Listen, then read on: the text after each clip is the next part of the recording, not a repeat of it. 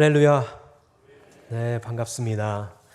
제가 교회 와서 좀 놀란 게 몇 가지 있는데요. 첫째는 지금 코로나 이후로 오후 예배를 드리는 교회가 많이 없어요. 많이 없는데 아직도 이렇게 오후 예배를 드리고 있는 교회가 있다라는 것. 그리고 또 교회 오후 예배를 드리더라도 이렇게 많은 분들이 오지 않아요. 많은 분들이 오지 않아서 되게 썰렁하게 예배하는데 우리는 뭐 찬양팀까지 있고 해서 역시 부산의 역사와 전통을 자랑하는 귀한 교회다 이런 생각을 해보게 됩니다. 이런 교회에 와서 제가 또 말씀을 전하게 되니 매우 감동이고 또 영광이라고 생각을 합니다. 특히 아멘 이럴 때는 크게 하셔도 돼요. 네, 또 제가 존경하는 우리 목사님 안에서 함께 교제하고 또 교육하면서 정말 바르게 신앙생활을 하고 있는 여러분들을 만나게 된 것을 다시 한번 감사하며 저는 부족하지만 제 입을 통해서 전해지는 하나님의 말씀이 오늘 여기 모인 대총교회 성도님들의 마음에 은혜로 임하기를 기도하며 말씀을 전하려 합니다. 네, 여러분은 이 전도서를 읽을 때 어떤 마음으로 읽으시나요? 전도서는 참 이해하기가 난해한 성경책입니다. 기본적으로 이 전도서는 이제 해 아래의 일, 그러니까 우리가 살아가고 있는 이 땅의 삶에 대한 어떤 고뇌들을 이야기하고 있습니다. 그리고 우리 인생에서 느껴지는 그런 허무에 대해서 종종 강조합니다. 그래서 인생 경험이 풍부한 그런 교회의 어르신들이 이제 이 전도서를 읽다 보면 공감이 잘 되시나 봐요. 부산말로 하면 치아라마 마한구 필요 없다. 이게 이런 사투리가 아니군요. 제가 지금 부산에 있는 친구한테 물어봤어요. 어떻게 부산 사투리를 이렇게 하냐 했더니 제가 저기 글로만 받아가지고서 억양은 제가 정확히 잘 모릅니다. 네, 저는 전라도에서 태어나고 서울에서 지내다가 지금 충청도에 있어가지고요. 네, 그래도 제가 사투리를 좀 써봤습니다. 여러분들에게 조금 마음이 조금 풀리게 하려고 했었는데 여러분들 좀 여유 있게 이 시간을 함께 했으면 좋겠습니다. 아마 오늘날 내 옆에 있는 누군가가 매일 여기 전도서처럼 헛되다, 다 필요 없다, 인생 별거 없다 이렇게 허구한 부정적인 말만 한다면 어떤 생각이 들까요? 아마도 심한 우울증을 앓고 있는 게 아닌가 싶은 생각이 들어서 병원 진료나 상담을 좀 받아봐라 이렇게 이야기할 것 같아요. 아니면 그 정도는 아니라 하더라도 지금 이 세상을 살아가려면 지금 긍정적인 마음을 막 가지고 품고 막 열정적으로 살아도 부족한 판에 그런 사고 정신으로 그런 정신으로 살면 제대로 살 수 있겠냐? 왜 그렇게 늘 너는 매사에 부정적이냐? 이렇게 이야기할 수 있을 것 같기도 합니다. 그런 면에서 보면 도대체 이 전도서가 어떻게 성경에 포함됐을까? 그게 되게 저는 의아한 생각이 들어요. 정말 지금 긍정의 힘 막 이래서 잘 된다, 잘 살 거다, 잘 될 거다, 해보자 이런 이야기들이 막 넘쳐나도 살기 어렵고 힘든 세상에 자꾸 이 전도서를 읽을 때마다 필요 없다, 헛되다, 다 의미 없다 이런 얘기들을 계속 하니 왜 어떻게 이런 이런 말씀이 성경의 한 권으로 포함되어 있을까 이런 생각이 든다는 거죠. 그런데 전도서가 꼭 다 이렇게 때려치우자는 그런 주장만 있는 것은 아닙니다. 허무하다, 다 쓸모없다 이렇게 말씀하면서도 잘 들어보면 그 말과 말 사이에 희망을 찾고자 하는 모습이 보이곤 합니다. 이건 마치 제 할머니께서 살아계실 때 매일매일 아이고 어서 빨리 죽어야 되는데 막 이렇게 얘기를 막 하셔요. 근데 그렇게 말씀은 죽어야겠다고 이렇게 말씀하시지만 가만히 옆에서 지켜보면 이 삶에 대한 어떤 그런 열정이 대단하신 걸 봐요. 말씀은 그렇게 하시지만 더 건강하게 오래 살고 싶다라는 그런 의지가 보인다는 거죠. 어떻게 보면 언행 불일치인데 근데 그게 우리의 인생의 모습이 아닌가 싶은 생각이 드는 거죠. 옛날에 내 고향 이런 거 TV 프로그램들 보면 부모님들이 이렇게 얘기하잖아요. 내 삼아 김치 냉장고 필요 없대 이렇게 얘기하잖아요. 그러면 이제 그건 이제 김치 냉장고를 사달라는 얘기잖아요, 그죠? 예. 말은 그렇게 하지만 사실은 그 안에 진짜 속마음은 다른, 또 사실은 그것을 되게 강하게 갈구하고 있는 이런 모습들을 볼 수 있다는 것이죠. 이처럼 전도서에서는 허물을 말하는 것 같다가도 동시에 인생의 열정을 갈망하는 그런 모순이 보인다는 겁니다. 다시 말해서 모든 수고가 쓸모없다고 말할 때면 오히려 그 수고가 열매를 맺는 세상으로 만들어야 하지 않겠냐 라고 하는 그런 외침이 그 안에 숨겨 있는 듯해 보인다는 것이죠. 말은 허무하다고 하지만 행동으로는 허리띠를 동여매고 있는 그런 모습인 겁니다. 가만 보니 이런 모순적인 것이 우리의 삶의 모습인 것 같다라는 생각을 많이 하게 됩니다. 일이 잘 풀릴 때는요, 세상이 온통 다 행복해 보여요. 우울한 생각을 가진 사람들이 이해가 안 돼요. 왜 저 사람은 저렇게 계속 우울하고 부정적인 생각만 하지? 이렇게 세상이 좋은 곳인데 왜 그렇게 힘들게 살고 있는 거지? 이해가 안 됩니다. 맘먹고 최선을 다하면 좋은 결과를 얻을 텐데 왜 그렇게 살지 않지? 그런 것을 당연하게 여긴다는 거죠. 그래서 인생은 아름답다고 그렇게 노래를 부르고 노력은 배신하지 않는다라고 그렇게 이야기하곤 합니다. 그런데요, 우리 인생이 늘 그렇게 행복하지만은 않다는 거예요. 사실 살아보면. 제가 이제 신림동에서 사시 공부를 할 때였는데요. 정말 열심히 공부하던 친구가 있었어요. 모의고사에서요, 매번 합격하는 그런 점수를 받는 그런 고시생이 있었어요. 당연히 이 친구는 합격할 거다라고 그는 누구도 의심하지 않았던 친구예요.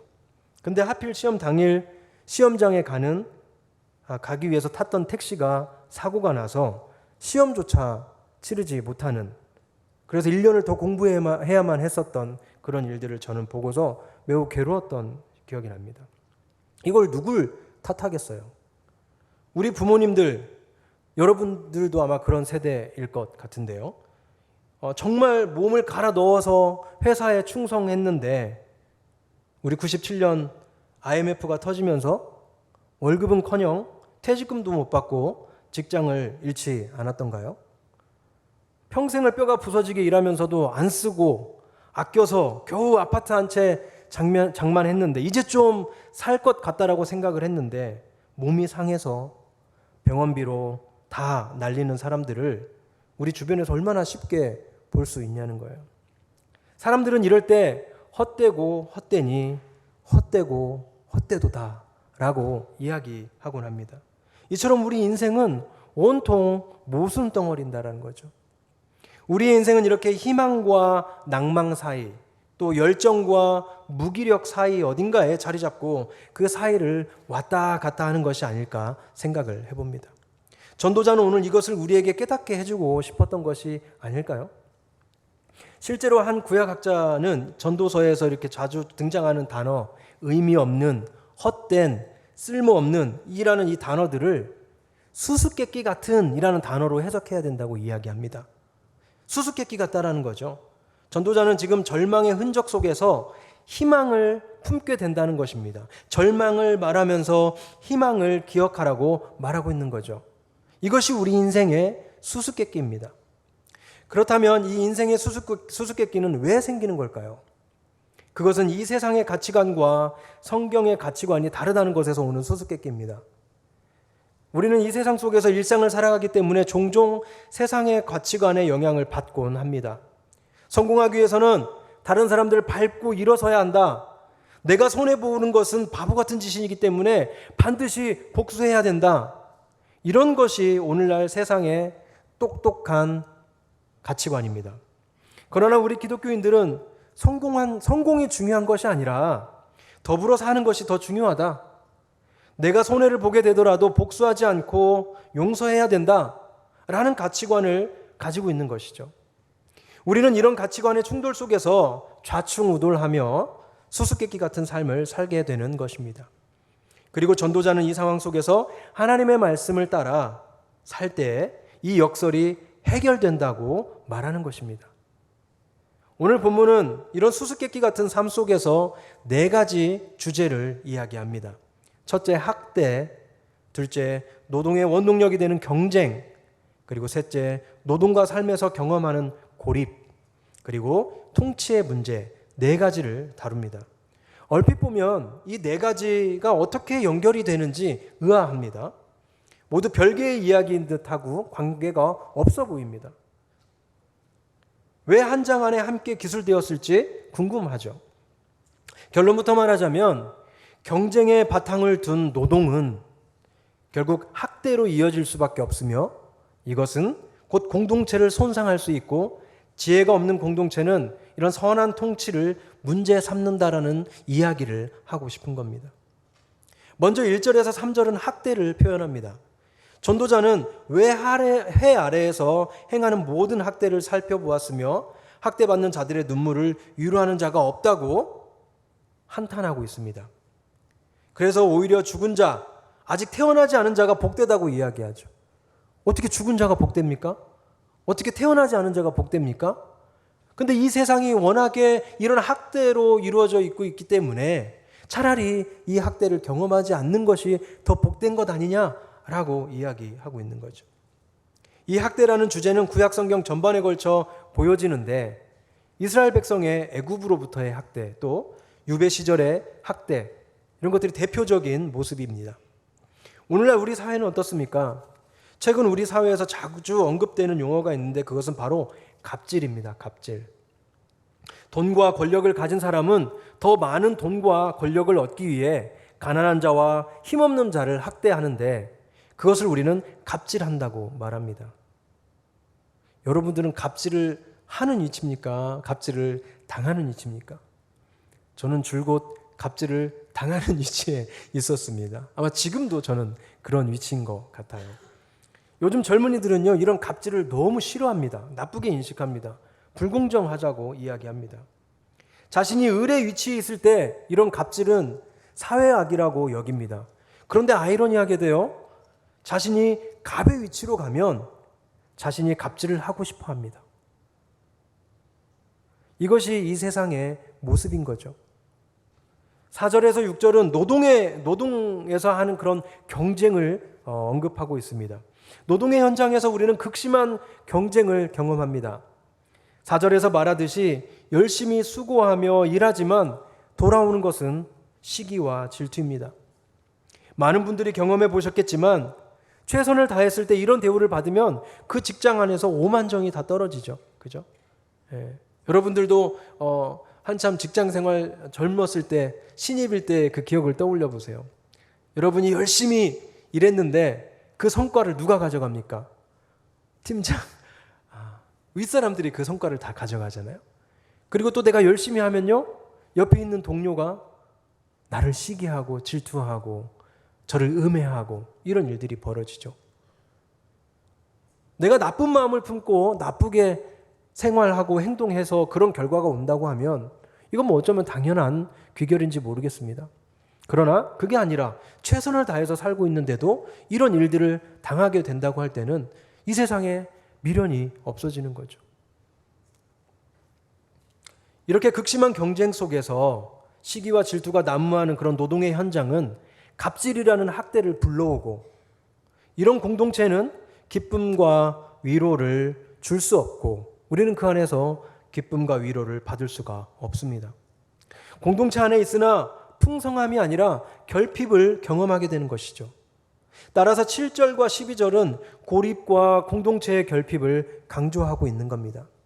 8절에서 보듯이 어떤 사람은 아들도 없고 형제도 없이 홀로 있으나 그의 모든 수고에는 끝이 없다 이렇게 이야기합니다.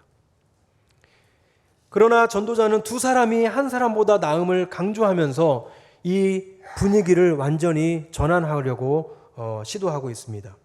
넘어졌을 때 일으켜줄 동료가 있는 것이 복이라는 거죠. 내 옆에 친구가 있으면 따뜻함을 경험하게 됩니다. 혼자 있을 때는 패배를 경험하지만 함께 있으면 승리를 맛보게 됩니다. 이것이 좋은 공동체의 모습입니다. 이처럼 전도자는 이 시대의 잔혹성, 학대, 시기 질투, 공동체 안에서의 고립 등을 묘사하면서 이 세상을 한탄합니다. 그래서 이런 세상을 살지 않고 있는 사람들이 오히려 복받은 사람이라고 말하는 거죠. 그러니 이제 우리는 이 세상을 등지고 이 꼴을 보지 않기 위해서 산으로 들어가야 할까요? 아니면 하나님, 저를 어서 데려가 주세요. 이 지옥 같은, 요즘 젊은이들의 표현으로 헬조선, 이 지옥 같은 땅을 벗어나고 싶으니 빨리 저를 천국으로 불러주세요 라고 이렇게 기도해야 될까요? 어떤 기독교 심리학자가 이런 현상을 두고 뭐라고 이야기했냐면, 이것은 기독교적 자살 충동이다 이렇게 표현합니다. 물론 우리는 하나님의 나라에, 영원한 하나님의 처소에 거하기를 사모하고 또 그것을 우리 본향으로 생각하며 기대해야 하지만, 우리 인생의 매사에서 빨리 죽었으면 좋겠다, 빨리 천국 갔으면 좋겠다라고 생각하는 것은 그렇게 바람직하지 않은 것이죠. 여하튼 하나님께서 우리에게 이 땅에서의 삶을 허락해 주신 동안에는 이 땅에서 천국의 삶을 살아야 하고 천국의 맛을 보면서 살아야 하기 때문입니다. 설교 서두에서 말씀드린 것을 다시 상기해 볼까요? 전도서는 매우 비관적이고 부정적인 표현으로 가득 차 있지만 어쩌면 그 부정적 표현은 긍정적 변화를 희망하는 것이 아닌가 싶다고 말씀드렸습니다. 그렇다면 이 희망을 품은 우리 교회 공동체가 해야 할 일이 있지 않겠냐는 거예요. 우리 한국교회는 그동안 교회 안에서 개인의 신앙생활에 정말 크게 관심을 갖고 그것들을 더 개발해 오려고 했습니다. 우리가 교회 생활을 할 때 누가 신앙생활을 잘한다, 누가 신앙이 좋다, 누가 믿음이 좋다, 그걸 뭘로 우리가 보통 판단해 왔습니까?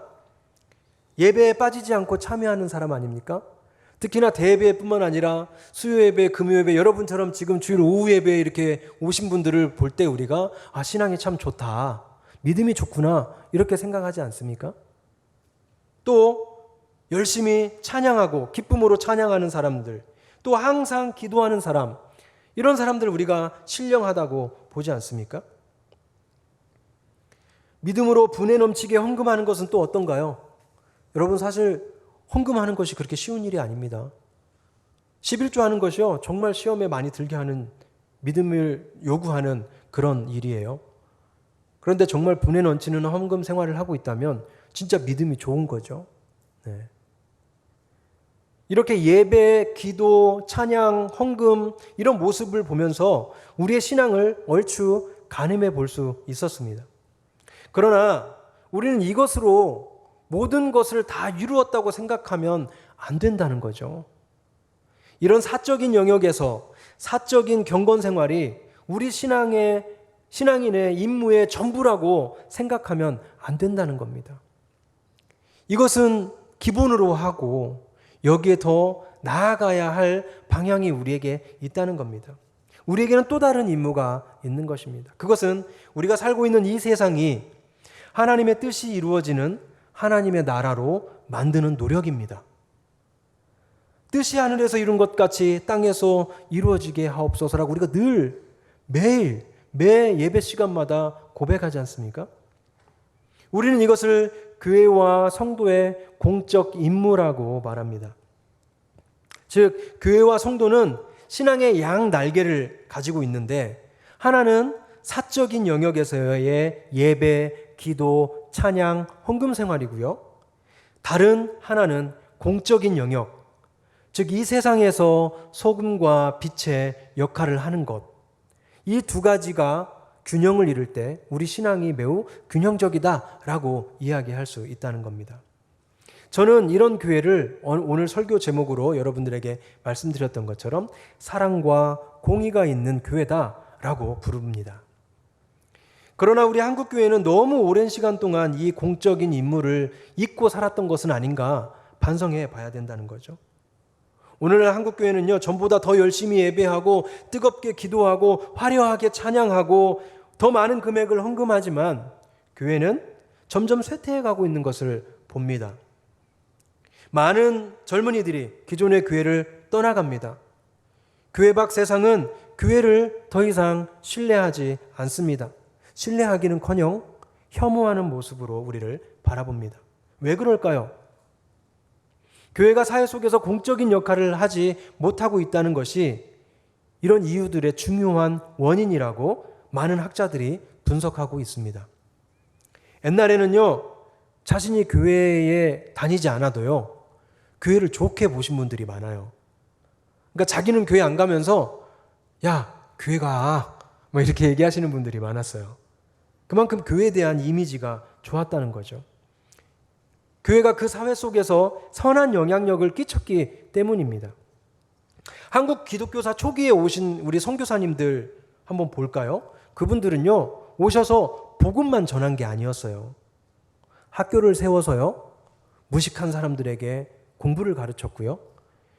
당시에 부자들과 양반들만 진료를 받을 수 있었던 그 시기에 병원을 지어서 천민, 거린들까지도 치료를 받을 수 있도록 도와주었습니다. 일제강점기에는요, 여러분들 너무나도 잘 알고 계시잖아요. 기독교인들이 주축이 되어서 독립운동을 해나가기도 했습니다. 이런 교회의 모습은 비기독교인들에게 기독교에 대한 좋은 이미지를 심어줬다라는 것이죠. 그리고 그렇기 때문에 전도하는 것이 조금 더 수월했던 것입니다. 제가 지금 백석대학교에서 교수로 있는데요. 백석대학교의 학부에는 한 80%가 비기독교인이에요. 20% 정도가 기독교인 자녀들이고 기독교인 학생들이에요. 근데 그 학교는 기독교 학교이기 때문에 그 학부에서 기본적으로 기독교 과목을, 기독교 교양 과목을 매 학기마다 하나씩 들어야 돼요. 필수로. 안 들으면 졸업을 못 해요. 그리고 제가 그 수업도 가서 진행을 하거든요. 그래서 제가 기독교 초기에 선교사님들이 오셔서 우리나라에 어떤 일들을 했는지 그런 이야기들을 막 해주면요, 이 친구들이 놀라요. 기독교가 옛날에는 우리나라에 좋은 일을 많이 했네요. 이렇게 이야기를 해요. 저는 근데 마음이 아픈 게 옛날에는 기독교가 우리나라에, 우리 사회에 좋은 일을 정말 많이 했네요. 전혀 몰랐어요. 라고 이렇게 이야기해요. 만약에 그게 기독교라고 하면 저는 기독교에 대한 안 좋은 반감을 조금 이제 수정하고 싶어요. 라고 이야기하는 친구들이 나와요.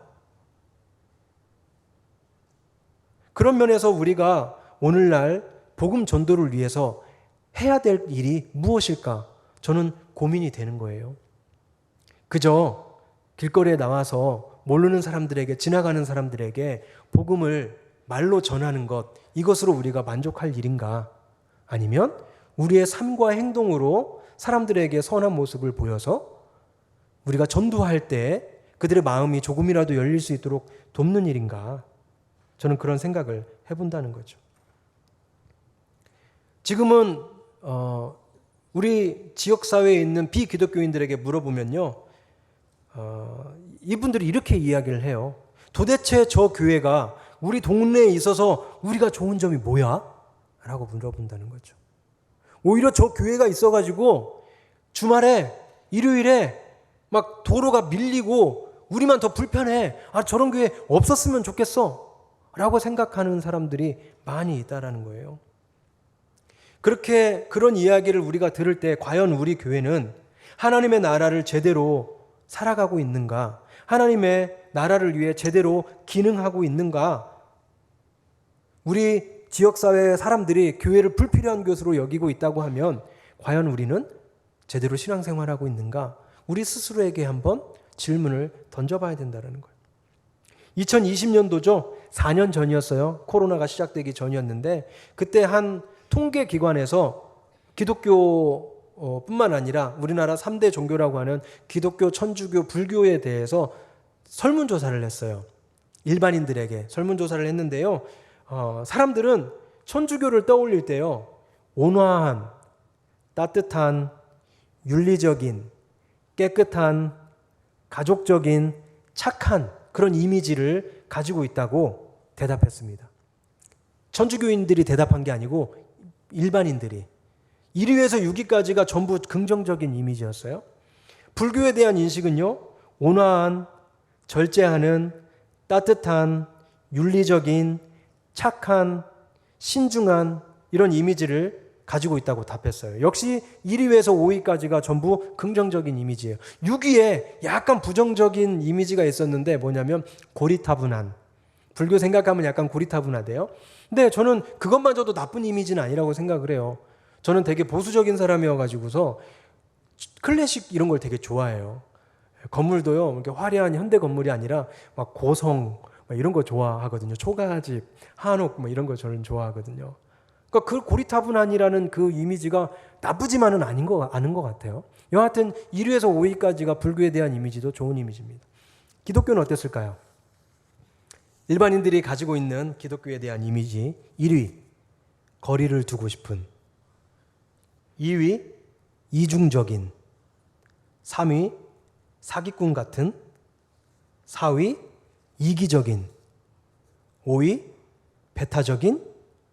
6위, 부패한. 1위부터 6위까지가 모두 부정적인 이미지였습니다. 너무 슬펐어요. 오늘날 우리가 교회에 사람들이 안 온다고 할 때 우리는 뭐라고 이야기하냐면 요즘 젊은이들은 종교 자체에 관심이 없어.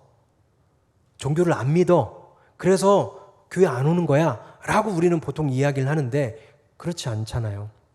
요즘 젊은이들 유행하는 드라마는요, 다 도깨비 나오고 막 전생에 왔다 갔다 하고 오컬트적인 그런 드라마예요. 그리고 이 젊은이들요, 타로점 얼마나 많이 보는데요. 이사할 때요, 손 없는 날 이사하려고요, 다 알아봐요. 저는 손 있는 날만 이사해요. 그날이 싸서. 매우 이성적이고 합리적이기 때문에 종교를 안 갖는 것 같아 보이지만 그렇지 않다니까요. 그리고 만약에 그런 이미지였다라고 하면 다른 종교도 똑같이 생각을 해야죠. 그런데 다른 종교에 대해서 매우 좋은 이미지인데 기독교에 대해서는 유독 이런 이미지를 가진 이유가 무엇일까? 이게 심지어는 코로나 이전에 했던 설문조사예요. 코로나 이후로 더 좋아졌을까요? 나빠졌을까요? 더 나빠졌을 거라고 저는 생각을 합니다. 그래서 처음에는 이 설문조사 한 곳이 이단인가? 안티 크리스찬 설문조사 기관인가? 이렇게 생각을 해봤는데 아니더라고요. 우리 기독교 전통적인 설문조사를 하는 기관이었습니다. 요즘 전도가 잘 안 되는 이유가 바로 여기 있었다고 저는 생각을 하는 거예요. 기독교가 이런 이미지인데 전도하러 다가간들 우리의 이야기를 들어보고 싶을 거냐는 거예요. 교회에서 나왔습니다 라고 하는 순간 도망치지 않겠냐는 거예요. 아마도 우리의 이미지가 바뀌지 않는다면, 우리가 잃어버린 그 신뢰를 회복하지 못한다면 전도는 갈수록 더 힘들어질 것이라고 저는 믿습니다. 그러면 어떻게 신뢰를 회복할 수 있을까요? 할 수 있는 일들이 다양하겠지만 오늘은 본문의 말씀을 중심으로 생각해 보려고 합니다. 오늘 본문에서 다른 주제, 먼저 학대를 떠올려 봅시다. 세상은 학대를 일삼고 갑질을 해대지만 기독교 진리, 성경은 환대와 배려 그리고 섬김을 말하고 있는 거예요. 따라서 교회와 기독교인들은 갑의 위치에 있다고 하더라도 그 권위로 갑질을 하는 것이 아니라 오히려 낮아져서 섬기는 자들이 되어야 한다는 거예요. 이것을 교회에서는 우리가 참 잘해요. 교회 안에서는 서로 섬겨요. 잘 부딪히면요, 어머 죄송해요 뭐 이렇게 얘기해요. 먼저 가시죠 이래요. 근데 교회 밖을 나가는 순간 누가 내 발을 밟으면 우이씨 막 이래요. 차 안 비켜준다고 빵빵 하고요. 특히 부산, 제가 오늘 KTX를 타고 왔는데요, 운전하고 가려고 그랬더니 말리더라고요. 주변 사람, 부산 출신들이 말리더라고요. 큰일 난다, 운전하고 가면 큰일 난다고, 부산 얼마나 험한지 아냐고 이러면서 그 얘기를 하더라고요. 여러분들은 안 그러시겠지만, 네. 그럼 우리 기독교인들의 모습은 다르냐는 거예요.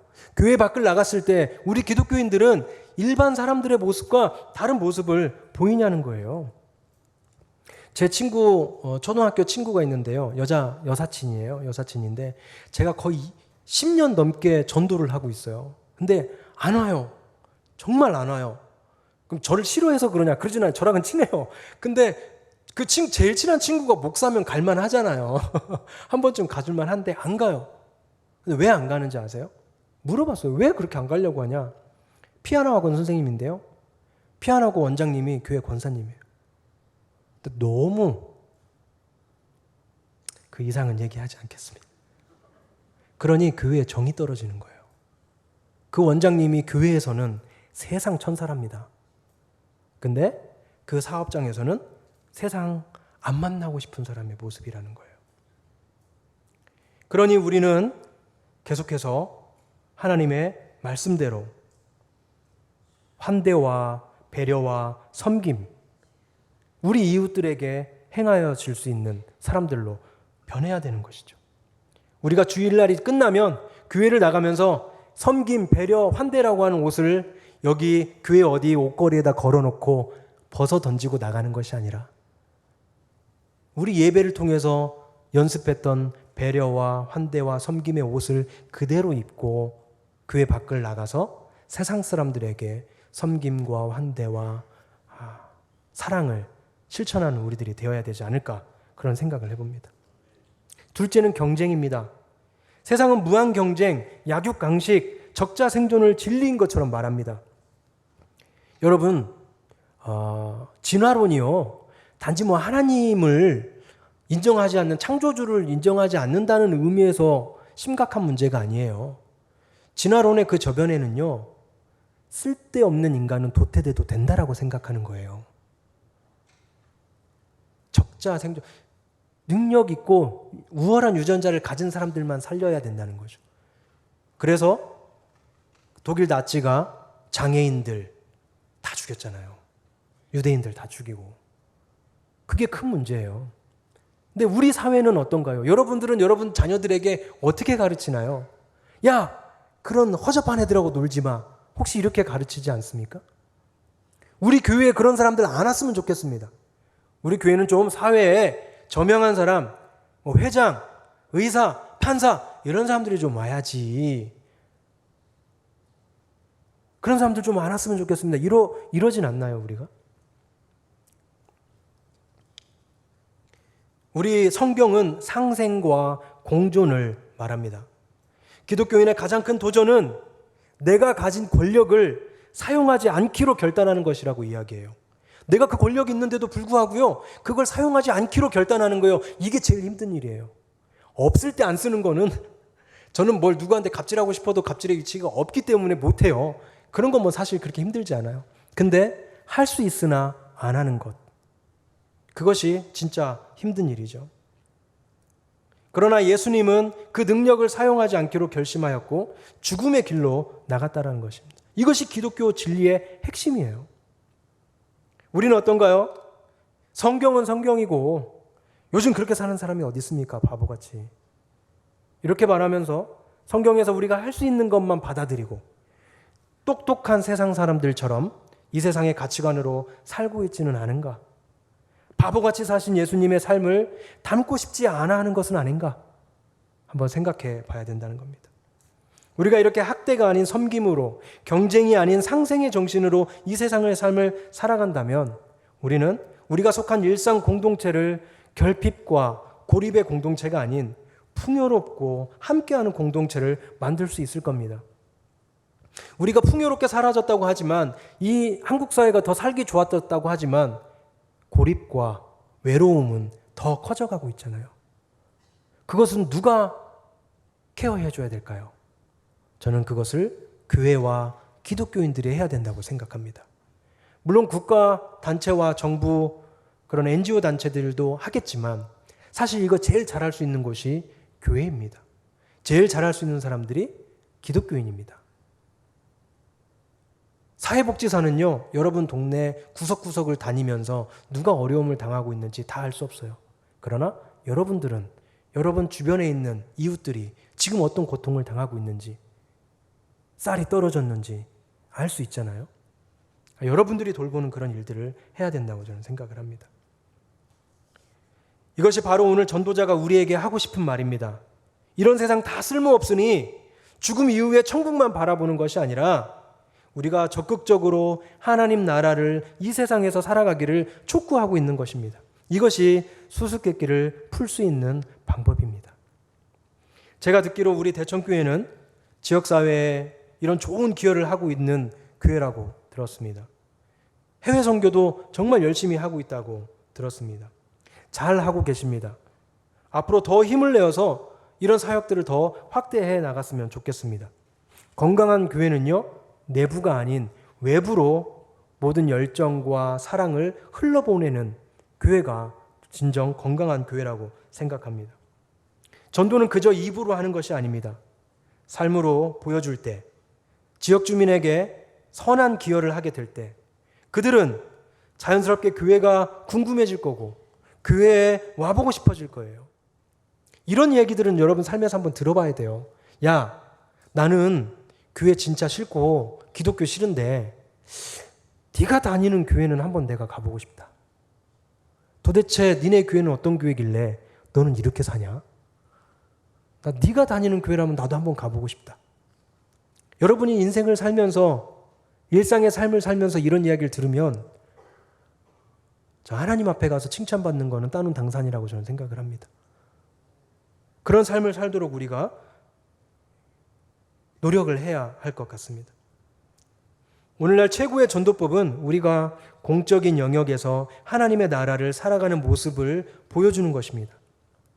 아무쪼록 대청교회가 여기 부산에서 하나님의 나라를 탁월하게 살아가기를, 그래서 수많은 사람들이 대청교회로 와서 복음을 듣고 날마다 구원받는 자의 수가 넘치기를 주님의 이름으로 축원합니다.